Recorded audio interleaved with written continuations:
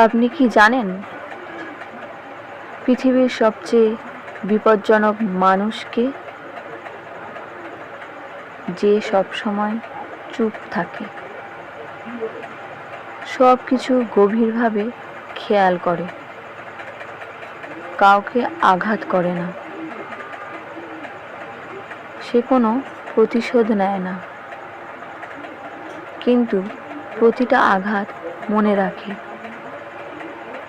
কারণ সে জানে সময় সবচেয়ে বড় জবাবদাতা।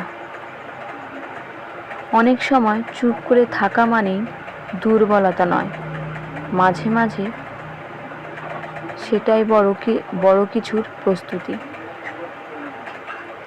জানেন তো, একটা বড় ঝড়ের আগে প্রকৃতি কেমন থমথমে হয়ে যায়।